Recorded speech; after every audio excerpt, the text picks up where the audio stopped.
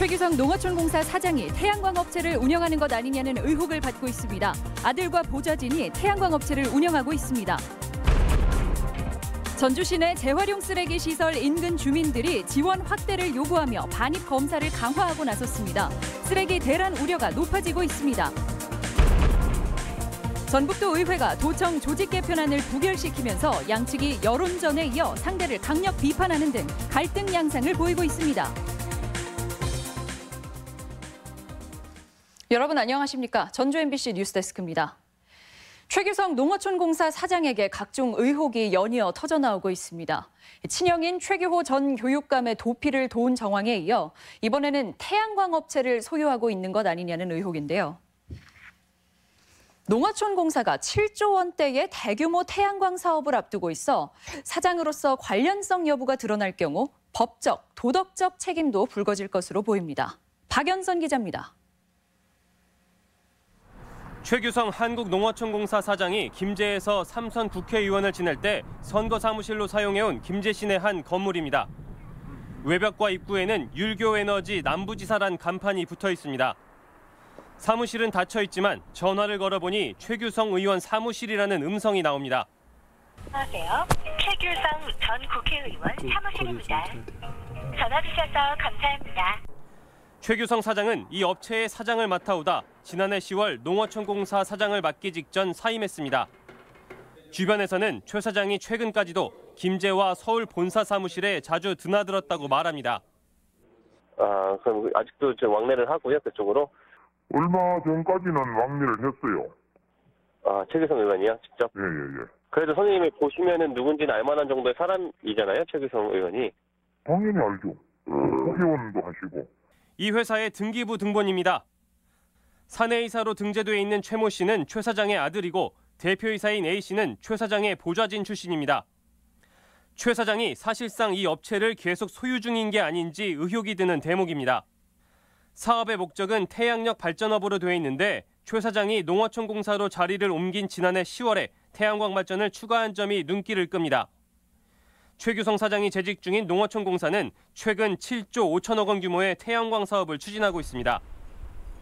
이 때문에 최 사장이 농어촌공사 사장으로 옮기면서 자신의 개인 회사를 태양광 회사로 변신시키고 관련 사업을 추진한 게 아닌지 의혹이 일고 있습니다. 김제에서 삼선 국회의원을 지낸 최규성 사장은 현 정부 출범 이후 전북의 지역 인사 배려 차원에서 농어촌공사 사장에 임명됐습니다. 친형인 최규호 전 교육감의 도피 의혹에 이어 의혹이 줄줄이 터지면서 결과에 관심이 쏠리고 있습니다. MBC 뉴스 박연선입니다. 문재인 대통령이 조선업 지원을 시사하면서 군산조선소 재가동이 관심사로 떠오르고 있습니다. 하지만 현대중공업 울산조선소의 수주 회복이 더뎌 재가동보다는 중소조선사 대책에 초점이 맞춰질 전망입니다. 강동엽 기자입니다. 문재인 대통령의 지원 약속에 군산 조선업계가 술렁이고 있습니다. 국내 조선업계가 세계 시장 점유율 1위를 탈환했다는 소식까지 더해지면서 조선소 재가동에 대한 전망까지 나오고 있습니다. 어려운 여건 속에서 기업들이 투자 확대와 협력업체들과의 상생 협력으로 일궈낸 반가운 소식입니다. 하지만 재가동까지는 상황이 녹록지 않습니다. 현대중공업이 군산조선소 재가동의 조건으로 내건 울산조선소 수주량은 올해만 70척 이상. 하지만 지난달까지의 수주량은 조건량의 70%에도 못 미치는 47척에 불과합니다. 수주 회복세에도 군산조선소 재가동을 낙관하기 힘든 이유입니다. 그 지난해에 비해서 늘어난 거기 때문에 아직 그 재가동 여부를 논하기에는. 정부가 그동안 사기업인 현대중공업 문제에 개입하는 데 난색을 보인 만큼 정치권에서 요구하는 정부에 의한 재가동도 쉽지 않을 전망입니다. 따라서 정부의 조선업 대책은 중소조선사 살리기에 무게가 실릴 것으로 보이는데 이를 위해서는 선수금 환급보증서 발급 확대가 절실합니다. 환급보증서는 배를 맡긴 조선업체에 문제가 생겼을 경우 금융사가 대신 투자금을 물어주겠다는 약속 문서입니다. 하지만 실제 금융권에서는 위험 부담을 이유로 보증서 발급을 꺼려왔고 중소조선사들은 수주를 하지 못하는 결과로 이어지고 있습니다. 계약이 성사가 안 되니까 외국의 선주들은 그 배를 가지고 거의 중국으로 이렇게 갔단 말이에요. 우리나라의 중소형 조선소들은 배를 수주할 수 있는 기회를 많이 잃어버리고. 정부는 내일 조선업 활력 재고 방안을 내놓을 예정인 가운데 군산 조선업계가 회생의 실마리를 찾을 수 있게 될지 관심입니다. MBC 뉴스 강동엽입니다.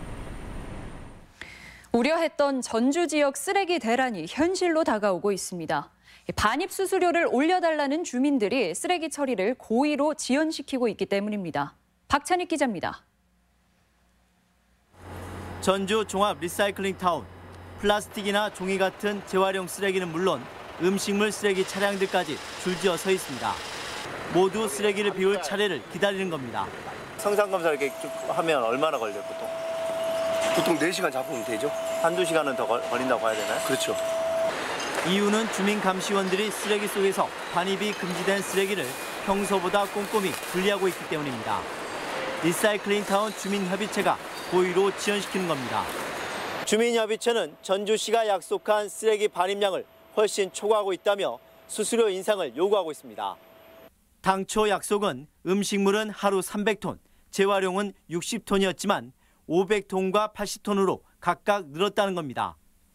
이와 함께 주민협의체는 시 출연금 23억 7천만 원의 현금 지급도 요구하고 있는데 내년도 예산 심의에 맞춰 사실상 실력 행사에 들어간 것으로 보입니다. 하지만 전주시는 현금 지급과 수수료 인상 모두 난색을 보이고 있습니다. 종합제 검토를 하고 있는데 지금 당장은 주민지원기금을 인상하는 것은 좀 시기상조지 않겠냐. 시민을 볼보노한 주민들의 집단 요구가 거의 해마다 반복되고 있어 전주시의 대응이 이번만큼은 달라질지 주목됩니다. MBC 뉴스 박찬익입니다. 노조할 권리는 헌법에 보장된 기본권이지만 지켜지지 않는 경우가 많습니다. 민주노총은 오늘 총파업을 열고 노조할 권리를 지켜달라고 요구했습니다. 허현호 기자입니다. KT 비정규직 노동자 황충현 씨는 지난 3월 동료들과 함께 노동조합을 만들었습니다. 전봇대에 올라 전화선을 설치하는 고된 일을 해왔지만 임금은 지난 4년간 한 푼도 오르지 않았습니다. 작업 도중 숨진 7명의 동료들이 산업재해조차 인정받지 못하는 모습도 노조를 만들게 된 계기입니다. 하지만 노조를 바라보는 회사의 시선은 차가웠습니다. 조합원들한테 1, 2만 원 더 줄 테니까 노조를 탈퇴해라. 그러면서 노조에 노자람만 들어가도 무조건 수용 불가라고 하고 있으니까.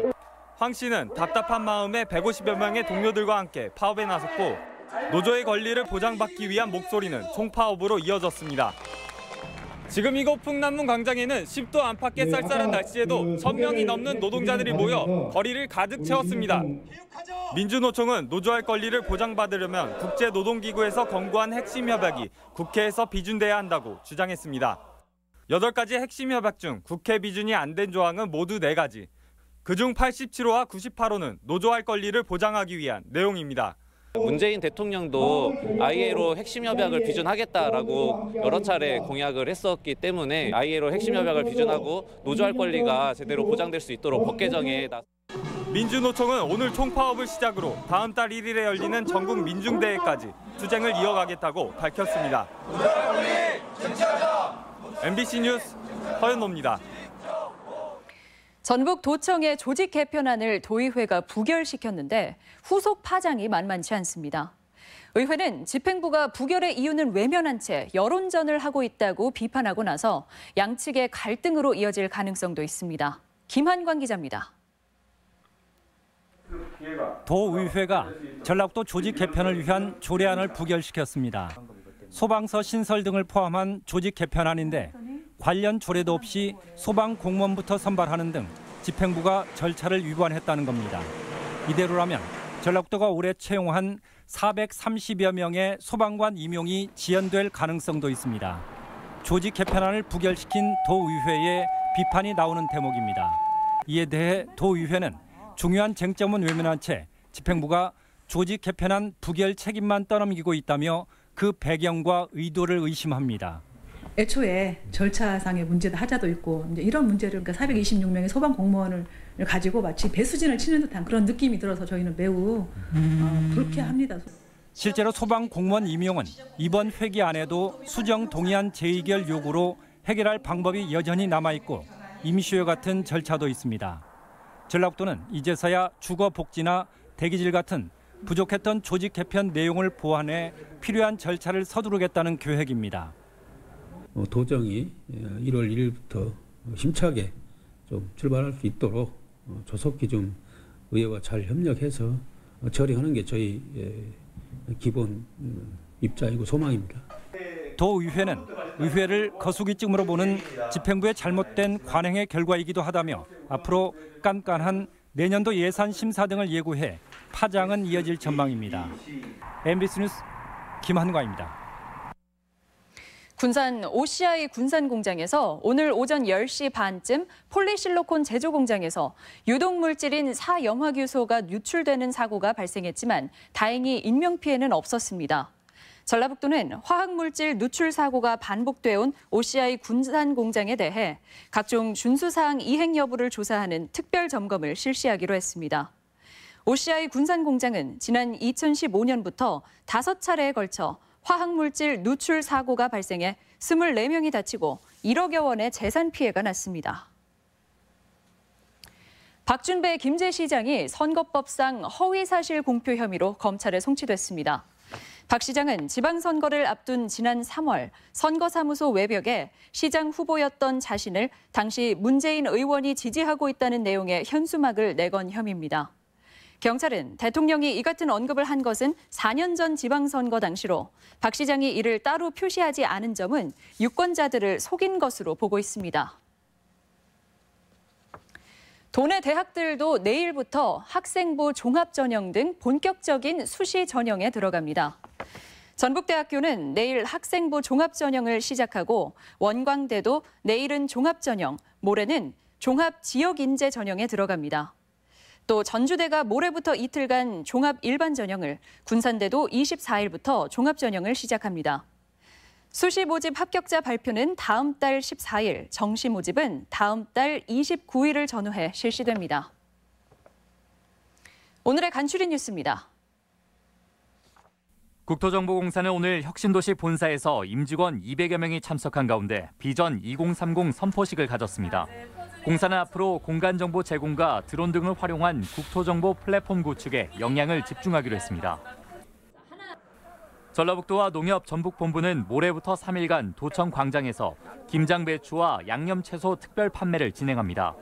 직거래 장터에선 배추는 포기당 1,000원, 각종 양념은 시중 가격보다 최대 30% 싼 가격에 구매할 수 있습니다. 전라북도는 산하 기간의 자의적이고 폐쇄적인 채용을 근절하기 위해 내년부터는 단기별로 통합 공고를 내 인력을 뽑기로 했습니다. 또 필기시험, 외부 평가위원 참여 의무화 등 채용의 투명성을 강화하기로 했습니다. 정부가 전국 지자체 중 한 곳을 선정해 2021년까지 노면 전차인 트램을 개통할 계획입니다. 국내 1호 트램 도시를 놓고 경쟁이 치열한 가운데 전주시는 공모를 통해 한옥마을에 트램을 설치하는 안을 검토하고 있습니다. 간추린 소식이었습니다. 전북이 수소제품 안정성 지원센터 예정지로 검토돼 지정 여부가 관심입니다. 산업부는 수소의 생산과 충전에 관한 부품 개발과 성능을 평가하는 100억 원 규모의 수소 안정성 지원센터를 전북과 대전, 울산, 창원 가운데 한 곳에 세우기로 했습니다. 도는 현대차 전주 공장의 생산 기반을 강점으로 내세운 가운데 내일 결과가 발표될 예정입니다. 군산에서 검출된 조류독감 바이러스는 저병원성인 것으로 나타났습니다. 국립환경과학원은 지난 13일 군산 금강호에서 채취한 야생조류 분변을 정밀 검사한 결과 저병원성 H5N3형 바이러스로 최종 판정됐습니다. 도 방역당국은 바이러스 검출 지역에 내려진 이동 통제를 해제하고 철새도래지 중심의 차단 방역에 집중하기로 했습니다. 지방 공기업들이 태양광 등 재생에너지 투자를 검토하고 있습니다. 전북개발공사는 부안에서 열린 전국 지방공사 신규 사업 발굴 워크숍에서 재생에너지 정책에 부응하기 위한 지방 공기업의 역할을 논의했다고 밝혔습니다. 특히 에너지공단으로부터 태양광과 풍력 사업에 대한 설명을 듣고 참여 방안을 논의해 새만금 재생에너지 사업 투자로 이어질지 주목됩니다.